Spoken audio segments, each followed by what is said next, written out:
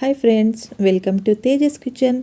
ಇವತ್ತು ನಾವು ಸಾಂಪ್ರದಾಯಿಕ ಶೈಲಿಯಲ್ಲಿ ಮೊಳಕೆ ಕಟ್ಟಿರೋ ಹುರುಳಿಕಾಳನ್ನ ಮಸಾಲೆ ಸಾರು ಮಾಡೋದು ಹೇಗೆ ಅಂತ ಹೇಳಿ ನೋಡೋಣ. ಇದಕ್ಕೋಸ್ಕರ ನಾವು ಹುರುಳಿಕಾಳನ್ನ ಚೆನ್ನಾಗಿ ಕ್ಲೀನ್ ಮಾಡಿಬಿಟ್ಟು ಒಂದು 4 ಸಾರಿ ಚೆನ್ನಾಗಿ ತೊಳೆದು ಓವರ್ ನೈಟ್ ನೆನೆಸಿಟ್ಕೊಬಿಡೋಣ. ಅಥವಾ ನೀವು ಬೆಳಿಗ್ಗೆ ನೆನೆಸಿದ್ರೆ ರಾತ್ರಿಗೆ ನೀರೆಲ್ಲ ಸೋಸಿ, ನಾವು ನೆನೆಸಿಟ್ಟಿರೋ ನೀರೆಲ್ಲ ಚೆಲ್ಲಾಕಿ ಸೋಸಿಬಿಟ್ಟು ಒಂದು ಬಟ್ಟೆಯಲ್ಲಿ ಮೊಳಕೆ ಕಟ್ಕೊಳ್ಳಿ. ನೋಡಿ, ನೀರು ಪೂರ್ತಿ ಚೆಲ್ಲಾಕಿದ್ಮೇಲೆ ಒಂದು ಮಂದಕ್ಕಿರೋಂಥ ಬಟ್ಟೆಯಲ್ಲಿ ಇದನ್ನು ಹಾಕಿ ಟೈಟಾಗಿ ಕಟ್ಟಿಬಿಟ್ಟು ಯಾವುದಾದ್ರೂ ಒಂದು ಪಾತ್ರೆ ಕೆಳಗಡೆ ಇಟ್ಬಿಟ್ರೆ 20 ಅವರ್ಗೆ ಚೆನ್ನಾಗಿ ಉದ್ದುದ್ದಕ್ಕೆ ಮೊಳಕೆ ಬಂದುಬಿಡುತ್ತೆ. ಅಥವಾ ನೀವು ಇನ್ನೂ ಸ್ವಲ್ಪ ಜಾಸ್ತಿ ಹೊತ್ತಿಟ್ರೂ ಪರವಾಗಿಲ್ಲ. ನಿಮಗೆ ಬಟ್ಟೆಯಲ್ಲಿ ಮೊಳಕೆ ಕಟ್ಟೋಕ್ಕೆ ಇಷ್ಟ ಇಲ್ಲ ಅಂದರೆ ನೀವು ಯಾವುದಾದ್ರೂ ಹಾಟ್ ಬಾಕ್ಸಲ್ಲಿ ಕೂಡ ಹಾಕಿಡ್ಬೋದು. ಹಾಟ್ ಬಾಕ್ಸಲ್ಲಿ ಕೂಡ ತುಂಬ ಚೆನ್ನಾಗಿ ಮೊಳಕೆ ಬರುತ್ತೆ. ನೋಡಿ, ಈಗ ಮೊಳಕೆ ಕಾಳು ರೆಡಿಯಾಗಿದೆ. ನಮಗೆ ಎಷ್ಟು ಬೇಕೋ ಅಷ್ಟು ಕ್ವಾಂಟಿಟಿ ತಗೊಳ್ಳೋಣ. ಚೆನ್ನಾಗಿ ತೊಳೆದ್ಬಿಟ್ಟು ಪಕ್ಕಕ್ಕೆ ಇಟ್ಕೊಳ್ಳೋಣ. ಈಗ ಒಂದು ಬಾಣಲಿಗೆ 2 ಸ್ಪೂನು ಎಣ್ಣೆ ಹಾಕ್ಕೊಂಡು ಇದಕ್ಕೆ ನಾವು ಮಸಾಲೆನ ಫ್ರೈ ಮಾಡ್ಕೊಳ್ಳೋಣ. ಒಂದು ಈರುಳ್ಳಿ ನಿಧಾನಕ್ಕೆ ಫ್ರೈ ಮಾಡ್ಕೊಳ್ಳೋಣ ಫ್ರೆಂಡ್ಸ್. ಸ್ವಲ್ಪ ಚಕ್ಕೆ, 1-2 ಲವಂಗ, 1-2 ಏಲಕ್ಕಿ, ಒಂಚೂರು ಕಾಳು ಮೆಣಸು ಸೇರಿಸ್ಕೊಳ್ಳೋಣ. ಸ್ವಲ್ಪ ಬೆಳ್ಳುಳ್ಳಿ, ಸ್ವಲ್ಪ ಶುಂಠಿ, ಇಷ್ಟನ್ನು ಹಾಕಿ ಚೆನ್ನಾಗಿ ಫ್ರೈ ಮಾಡ್ಕೊಳ್ಳೋಣ. ಇದು ಸ್ವಲ್ಪ ಫ್ರೈ ಆಗ್ತಿದ್ದಂಗೆ ಕಟ್ ಮಾಡಿಟ್ಟಿರೋಂಥ 2-3 ಟೊಮೆಟೊಗಳನ್ನ ಸೇರಿಸ್ಕೊಳ್ಳೋಣ. ಈಗ ಇದಕ್ಕೇ ತೆಂಗಿನಕಾಯಿ ಪೀಸಸ್ನ ಕೂಡ ಸೇರಿಸ್ಕೊಳ್ಳೋಣ. ನೀವು ತುರಿದ್ಬಿಟ್ಟು ಹಾಕ್ಕೊಳ್ಳಿ ಅಥವಾ ಸಣ್ಣಗೆ ಪೀಸ್ ಮಾಡಿ ಕೂಡ ಹಾಕ್ಕೋಬಹುದು.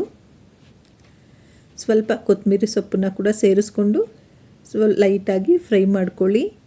ತುಂಬ ಹೆಚ್ಚಿಗೆ ಹುರಿಯೋ ಅವಶ್ಯಕತೆ ಇಲ್ಲ. 1-2-3 ನಿಮಿಷ ಫ್ರೈ ಮಾಡಿದ್ರೆ ಸಾಕು. ಇಷ್ಟು ಪದಾರ್ಥ ನಾವು ಫ್ರೈ ಮಾಡಿದ್ದೀವಲ್ಲ, ಇದನ್ನು ಈಗ ತಣ್ಣಗೆ ಮಾಡ್ಕೊಳ್ಳೋಣ. ಇದು ತಣ್ಣಗಾದಮೇಲೆ ನಾವು ಮಿಕ್ಸಿ ಮಾಡ್ಕೊಳ್ಳೋಣ ಫ್ರೆಂಡ್ಸ್. ನೋಡಿ, ಈಗ ಇದನ್ನು ಪಕ್ಕಕ್ಕೆ ಇಳಿಸ್ಕೊಳ್ಳೋಣ. ಇದನ್ನು ಮಿಕ್ಸಿ ಮಾಡ್ಕೋಬೇಕಾದ್ರೆ ಇದ್ರ ಜೊತೆಯಲ್ಲಿ ಸ್ವಲ್ಪ ಅರಿಶಿಣದ ಪುಡಿ, ಖಾರದ ಪುಡಿ ಮತ್ತು ಧನಿಯಾ ಪುಡಿನ ಸೇರಿಸಿ ಮಿಕ್ಸಿ ಮಾಡ್ಕೊಳ್ಳೋಣ. ಈಗ ನಾವು ಸಾರು ಮಾಡೋ ಪಾತ್ರೆಗೆ ನಾವು ತೊಳೆದಿಟ್ಕೊಂಡಿದ್ದೀವಲ್ಲ ಮೊಳಕೆ ಹುರುಳಿಕಾಳು, ಅದನ್ನು ಸೇರಿಸ್ಕೊಂಡು ನೀರು ಹಾಕ್ಕೊಳ್ಳೋಣ. ಚೆನ್ನಾಗಿ ಬೇಯಬೇಕು ಕಾಳನ್ನ. ನಾವಿಲ್ಲಿ ಒಲೆಯಲ್ಲಿ ಮಾಡ್ತಿದ್ದೀವಿ. ಕೆಲವೊಂದು ಅಡುಗೆನ ಒಲೆಯಲ್ಲೇ ಮಾಡ್ಕೊಂಡು ತಿನ್ನೋದ್ರಿಂದ ಅದರ ರುಚಿ ಇನ್ನೂ ತುಂಬ ಹೆಚ್ಚಾಗುತ್ತೆ. ನೀವೊಂದು ಸತಿ ಟ್ರೈ ಮಾಡಿ ಅವಕಾಶ ಇದ್ದರೆ. ನೋಡಿ, ನಮ್ಮದು ಹುರುಳಿಕಾಳೆಲ್ಲ ಚೆನ್ನಾಗಿ ಬೆಂದಿದೆ.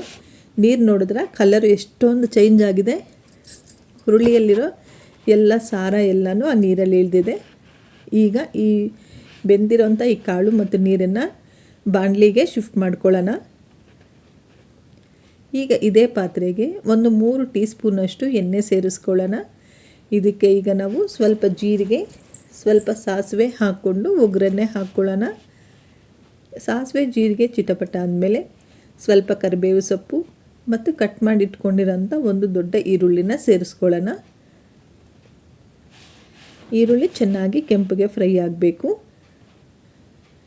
ನೋಡಿ, ಈರುಳ್ಳಿ ಚೆನ್ನಾಗಿ ಫ್ರೈ ಆದಮೇಲೆ ನಾವು ರುಬ್ಬಿ ರೆಡಿ ಮಾಡ್ಕೊಂಡಿರೋ ಮಸಾಲೆನ ಸೇರಿಸ್ಕೊಳ್ಳೋಣ.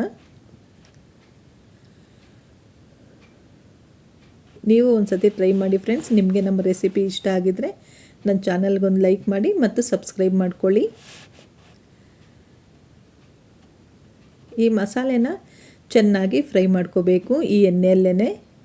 ಮಸಾಲೆ ಎಲ್ಲ ಚೆನ್ನಾಗಿ ಫ್ರೈ ಆಗೋದ್ಮೇಲೆ ಈಗ ನಾವು ಸಣ್ಣಗೆ ಕಟ್ ಮಾಡಿಟ್ಕೊಂಡಿರೋಂಥ 1-2 ಆಲೂಗಡ್ಡೆ ಮತ್ತು 1-2 ಬದನೆಕಾಯಿಗಳನ್ನ ಸೇರಿಸ್ಕೊಳ್ಳೋಣ. ಈ ಮಸಾಲೆ ಸಾರಿಗೆ ಆಲೂಗಡ್ಡೆ ಮತ್ತು ಬದನೆಕಾಯಿ ಹಾಕೋದ್ರಿಂದ ಇದರ ರುಚಿ ತುಂಬ ಜಾಸ್ತಿ ಆಗುತ್ತೆ.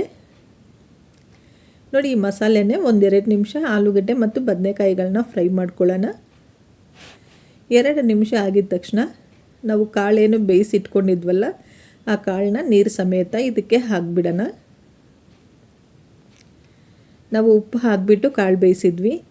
ಈಗ ರುಚಿಗೆ ತಕ್ಕಷ್ಟು ನೋಡಿಕೊಂಡು ಉಪ್ಪು ಸ್ವಲ್ಪ ಬೇಕಿದ್ದರೆ ಆ್ಯಡ್ ಮಾಡ್ಕೊಳ್ಳಿ. ಇಲ್ಲಿ ನಾನು ಮಿಕ್ಸಿ ಜಾರ್ಗೆ ಸ್ವಲ್ಪ ನೀರು ಹಾಕಿ ಅದನ್ನು ಕೂಡ ಸೇರಿಸ್ಕೊಂಡಿದ್ದೀನಿ. ನೋಡಿ, 1-2-3 ನಿಮಿಷ ಆಗಿದೆ. ಮಸಾಲೆಯಲ್ಲೇ ಆಲೂಗಡ್ಡೆ ಬದನೆಕಾಯಿ ಚೆನ್ನಾಗಿ ಫ್ರೈ ಆಗಿದೆ. ಈ ಕಾಳು ನಾವು ಎಷ್ಟು ಬೇಯಿಸ್ತೀವೋ ಅಷ್ಟೊಂದು ರುಚಿಯಾಗಿರುತ್ತೆ. ಮತ್ತು ನಾವು ಚಿಕನ್ನು ಮಟನ್ ಸಾರು ಎಲ್ಲನೂ ಒಂದಿನ ಆಗೋದ್ರೆ ಮಿಕ್ಕಿದ್ರೆ ಬಿಸಾಕ್ಬಿಡ್ತೀವಲ್ಲ, ಬಟ್ ಈ ಸಾರನ್ನು ಎಷ್ಟು ದಿನ ಕೂಡ ಇಟ್ಕೊಂಡು ತಿನ್ನಬಹುದು. ಇದನ್ನು ಯಾರೂ ಬಿಸಾಕೋದು ಇಲ್ಲ. ಅಷ್ಟೊಂದು ಆರೋಗ್ಯಕ್ಕೆ ಒಳ್ಳೆಯದಾದಂಥದ್ದು ಈ ಹುರುಳಿಕಾಳು, ಅದರಲ್ಲೂ ಮೊಳಕೆ ಬಂದಂಥ ಹುರುಳಿಕಾಳನ್ನ ಕಟ್ಟು. ನೀವೊಂದು ಸತಿ ಟ್ರೈ ಮಾಡಿ. ಎಲ್ಲ ರೀತಿ ಬಾಡಿ ಪೇಯ್ನ್ಸ್ಗೆ, ಮೂಳೆಗಳ ನೋವಿಗೆ ಎಲ್ಲದಕ್ಕೂ ಇದು ರಾಮಬಾಣ. ತುಂಬ ಹೆಲ್ತಿಯಾಗಿರುತ್ತೆ, ಕೈ ಕಾಲಿಗೆ ತುಂಬ ಶಕ್ತಿ ಕೊಡುತ್ತೆ. ಮಕ್ಕಳಿಗೆ ಕೊಟ್ಟರೆ ಅವ್ರ ಮೂಳೆಗಳು ತುಂಬ ಗಟ್ಟಿಯಾಗುತ್ತೆ. ಜೀರ್ಣಶಕ್ತಿಗೂ ಒಳ್ಳೆಯದು. ಇದು ಜೀರ್ಣ ಆಗೋದಿಲ್ಲ ಅನ್ನೋದೇನೂ ಇಲ್ಲ. ವೆಯ್ಟ್ ಲಾಸ್ ಜರ್ನಿಯಲ್ಲಿರೋರು ಕೂಡ ಈ ಹುರುಳಿಕಾಳನ್ನ ತಗೊಂಡ್ರೆ ತುಂಬ ಹೆಲ್ಪ್ ಆಗುತ್ತೆ. ಅವ್ರ ವೆಯ್ಟ್ ಲಾಸ್ ಜರ್ನಿ ಕೂಡ ತುಂಬ ಈಸಿಯಾಗಿ ನೀಟಾಗಿ ಮುಂದುವರಿಯುತ್ತೆ. ಒಂದು ಸತಿ ಟ್ರೈ ಮಾಡಿ. ಈಗ ನೋಡಿ, ಆಲೂಗಡ್ಡೆ ಬದನೆಕಾಯಿ ಎರಡು ಚೆನ್ನಾಗಿ ಬೆಂದಿದೆ. ನಾವು ಉಪ್ಪು ಖಾರ ರುಚಿ ನೋಡ್ಕೊಬಿಡೋಣ. ಏನಾದರೂ ಸ್ವಲ್ಪ ಕಡಿಮೆ ಆಗಿದ್ದರೆ ಇಲ್ಲೇ ನಾವು ಆ್ಯಡ್ ಮಾಡ್ಕೋಬಹುದು. ಈಗ ಕೊನೆಗೆ ನಾವು ಸಣ್ಣಗೆ ಕಟ್ ಮಾಡಿರೋಂಥ ಕೊತ್ತಂಬರಿನ ಸ್ವಲ್ಪ ಹಾಕಿಬಿಟ್ಟು ನಾವು ಒಲೆ ಆಫ್ ಮಾಡ್ಕೊಳ್ಳೋಣ. ಮುಚ್ಚಳ ಹಾಕ್ಕೊಳ್ಳಿ. ಇದು ಅನ್ನದ ಜೊತೆ, ಮುದ್ದೆ ಜೊತೆ ತುಂಬ ಚೆನ್ನಾಗಿರುತ್ತೆ. ಚಪಾತಿ, ದೋಸೆ ಯಾವುದೇ ಐಟಮ್ ಜೊತೆ ಆದ್ರೂ ಈ ಸಾರು ಅಮೃತ ಇದ್ದಂಗಿರುತ್ತೆ. ಒಂದು ಸತಿ ಖಂಡಿತ ಟ್ರೈ ಮಾಡಿ. ನಿಮಗೆ ಹೇಗೆ ಅನ್ನಿಸ್ತು ಅನ್ನೋದನ್ನು ನನಗೆ ಕಮೆಂಟಲ್ಲಿ ತಿಳಿಸ್ಕೊಡಿ. Thank you.